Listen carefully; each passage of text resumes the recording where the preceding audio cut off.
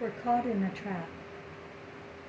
It's a reincarnation trap in this, for lack of better words, to describe this 3D madness. We didn't know it was crazy like 10 years ago, 20 years ago. We were just living like robots. We were going to school, going to work. We're saving our money to buy a house, buy cars, go on a vacation for 2 weeks once a year. Raising children. And then as time was progressing, we started not raising children. We started just working. Both parents, children going to daycares. What's going on is a trap of consciousness that people aren't allowed to express their full intelligence. In fact, anybody that has any intelligence is immediately drugged or failed in school, like I was, and constantly told you're a failure when you're the opposite. And to think that such an evil world exists is pretty hard to take. It's really hard. It'll put you into PTSD if you let it. I had to come to acceptance that my world was real, but the narrative outside of me was not real.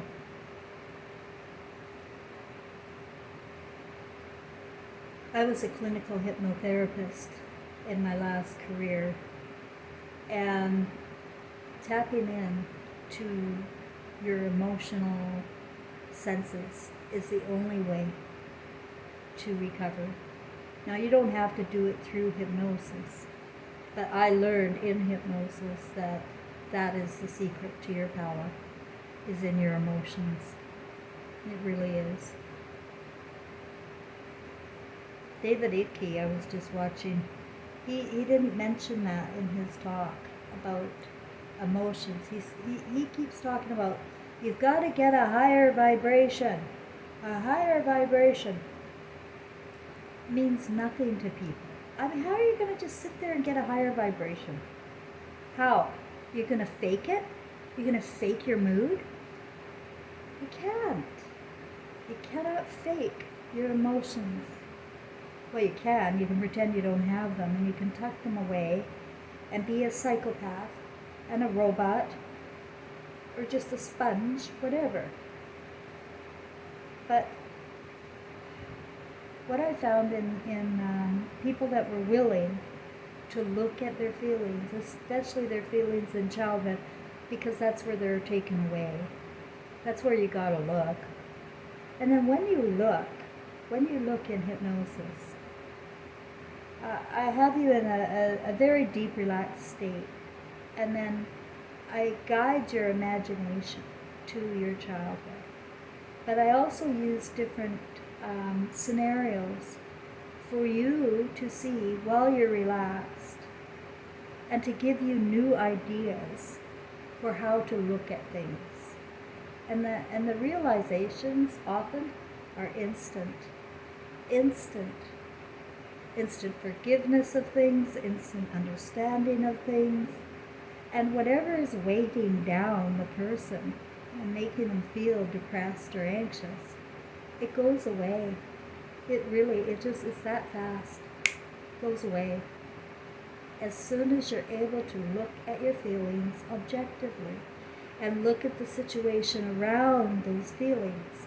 Because when you're a child, you can't comprehend, you don't have the words yet to understand what's happening or even why you feel the way you feel.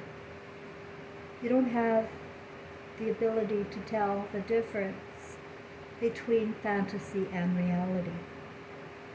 But when you're an adult, you really do have the ability, and you see it in your own child. I can't tell you how wonderful it was to see people just in this state of relaxation and talking to me out loud. They're aware, I'm here, they're there, Hypnosis isn't a stage show when you do it um, with the right intentions. The stage shows are to trick your mind. But if you really want to get into your expanded consciousness, whether you use hypnosis or just your own ability to go back and take a look at your childhood and explore those feelings of the little person inside of you again, I think maybe you'll learn a lot. But we're caught in a reincarnation trap, and I know that for a fact because I had so many spiritual encounters by spiritual beings, so I know we're not alone. And I've also had my own consciousness expanded, like beyond anything I could have ever thought of before, I'm thinking of now. And it's very difficult to live in this matrix where you're watching the robots work.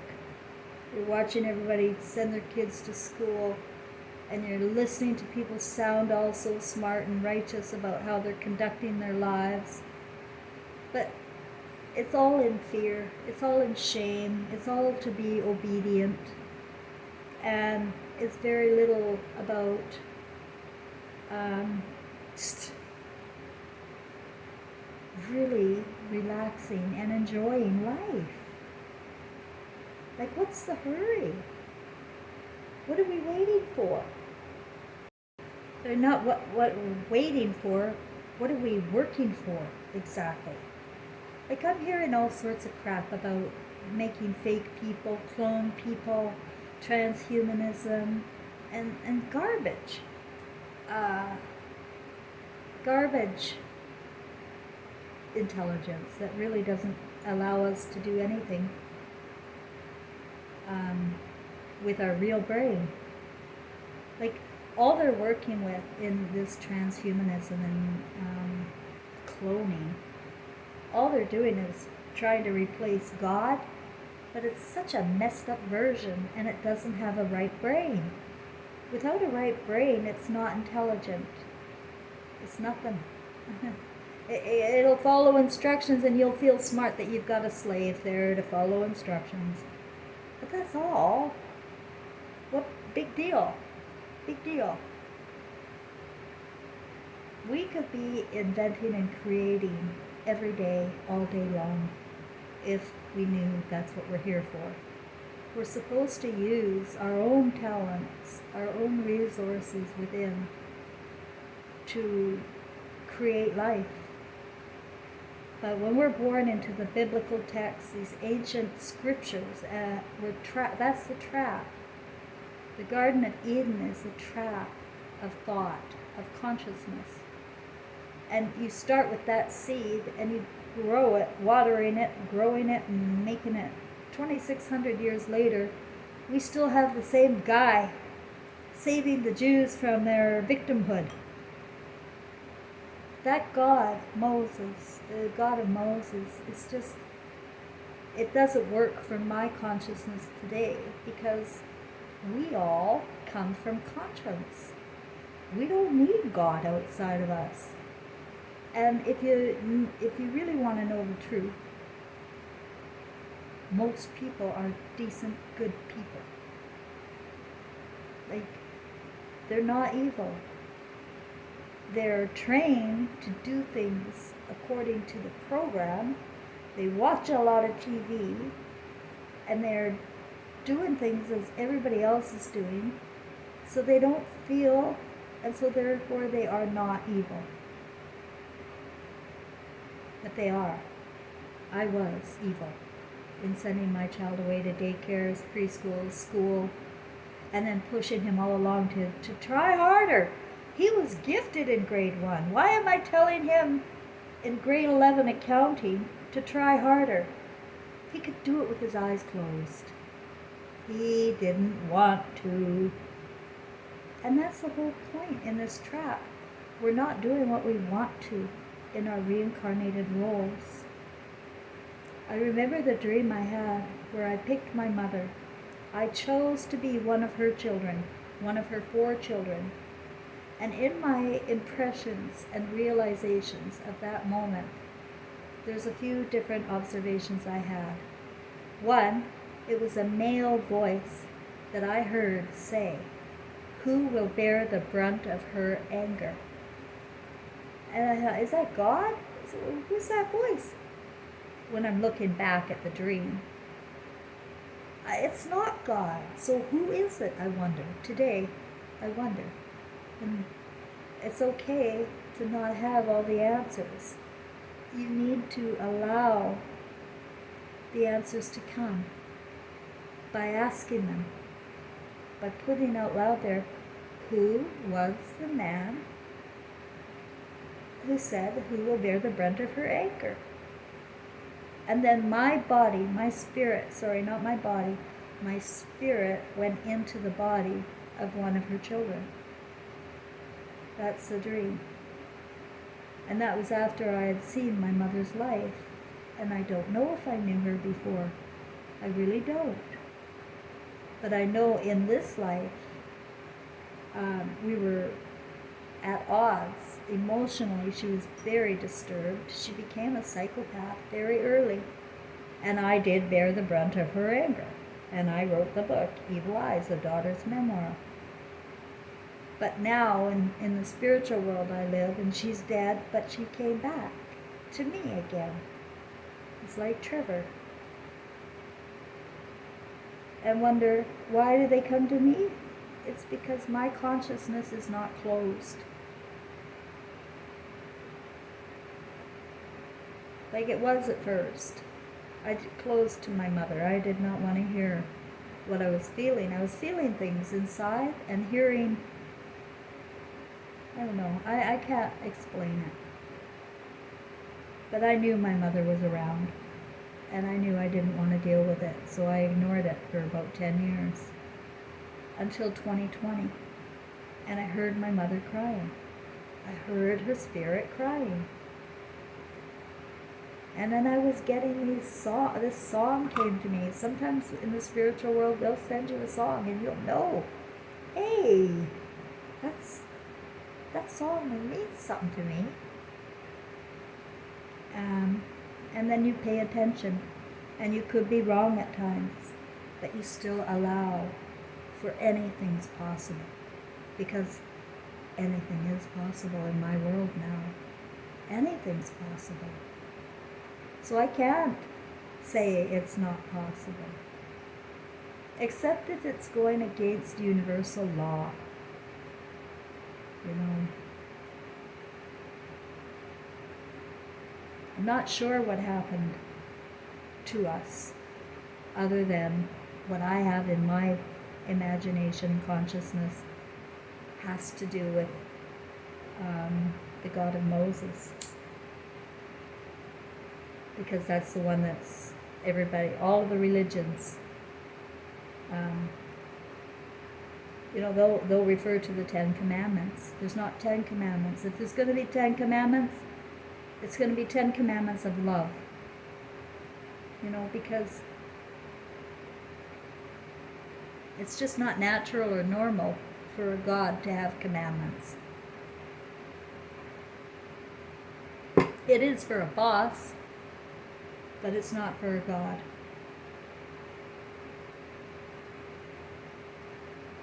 And we have to know the difference between a boss and God, because people are so sorely confused. And to think that a God would be choosing anybody. We've got these people, this tribe, this entire book of Torah, that tribe, they think they're chosen. And they're waiting for Christ. But they have no idea that they're waiting for consciousness of themselves.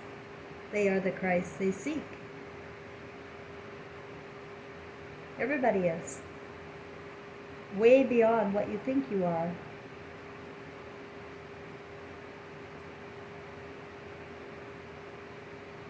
And in the reincarnation cycle, the only thing that we carry life to life is our emotional wellness.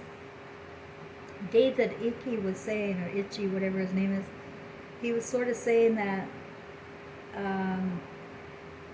that we're here to learn, right? He's kind of given the impression that we got to learn. He might have even used the word realize. It is more realize, not learn. There's nothing to learn, only to realize. Real eyes. And that means see things through your eyes. Take the beam out of your eyes that are watching the television programming and other people and judging and blah, blah, blah. Take that beam out and put a new beam in your eyes and start to see things with your emotions, your emotion of love, because everybody born is the emotion of love. I have not met an evil baby. I have never seen an evil infant. It is not possible in my imagination. It just isn't.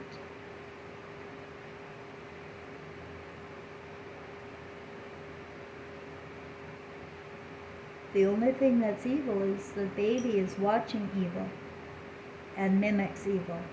And that's what we're all doing. And so if we can all start with that concept, that knowing you are of love, and if you can go back into your childhood or even infancy and see yourself with new eyes, see yourself as a loving maternal or paternal parent, that's what a real God would be, you know? You know your own kids or your own parents, no matter what you do, they're going to love you, right? That's the way it's supposed to be. That's the way it is when Hollywood doesn't interfere with the way we raise our kids with tough love and bad mothers. That's not who we are. And children would, oh my gosh, we could have so much more. If we allowed children to expand their own consciousness the way they wanted to, if we allowed children to choose the subjects that they wanted to study, no matter what, let them choose. Like, to me, I have this vision of having a whole bunch of different pods of different areas where a child, like this is my school and my imagination, that I have all these different pods and a child can just pick wherever they want to go to each pod and to make discoveries. And I don't mean reading a book to make discoveries. I mean do experiments, work things out. Jump off the swimming board and just swim without any trap. I really do think that if you realize in this life, if you get it in this life that we're in a trap and this system is evil, then you may not have to come back to that. At least that's what David was saying. So maybe, I don't know, but it made sense to me that the consciousness is the only thing we have to break through while we're alive, while we're here, is to snap out of our sleepwalk. The sleepwalk we're put into in fear and terror and shame and all those ugly emotions that are not of our spirit. That's learned consciousness. And it's expanded. You see, it's just evolved. And so we have devolved emotionally. And it's getting worse and worse. And I see people are like emotionally so retarded. They don't know how to communicate with each other. They talk to each other like toddlers in a daycare outside in the playground. I'm going to tell my daddy, no, I'm going to tell you, no, I'm going to... It's just horrible listening to the way people bicker at each other and fight each other. The smartest person in the room knows nobody knows anything. And if we start there, we can start over and very quickly regain our energy, because that's what's missing. I don't have any bloody energy. I have no energy here, and I should. I feel like I could fly. I should be able to manifest any kind of life I want. But I can't in this low, dense energy. And what low dense energy is, there's no love around, there's no lift. People just want to put you down. They want to tell you you're wrong. And they're not interested in anything to do with spirit, because maybe it scares them. Maybe it's easier to just believe there's an outside God's going to take care of y'all. But it's just not realistic. So instead of trying harder and raising your vibration by doing hard yoga or difficult meditation, learn how to relax and learn how to find comfort. And put yourself in positions where you're okay with exploring your childhood and your feelings. And where maybe things went off rails for you, and where you could improve your awareness of people around you when you were small. Because you really don't have the right impression of people when you're small. I mean, when you're an adult. When you're small, you do have the right impression. When I was a very small child, I was totally in love with my dad. And I loved my mom. And that was real. And those feelings went away in fear. And feelings of abandonment when my dad left the house. And you become detached from your soul group. And so you're left on your own to lift yourself. And sometimes that's just not possible. You know, you hear the words so often, you're a failure, you're not smart enough, you don't know how to do long division, what's wrong with you? And what are you talking about? There's spirits around you, can't you shut up? You know, when you've got those kinds of words in your head all the time from your whole family, it's very hard to lift yourself back up. But it's not impossible. It's not impossible. And I am not miserable, and I sure don't allow myself to sit in thoughts that make me feel bad anymore. I don't carry the thoughts, I don't carry the words of other people in me if it doesn't suit me. You have to know yourself. Know yourself above all others. Thanks, everybody. Have a good night.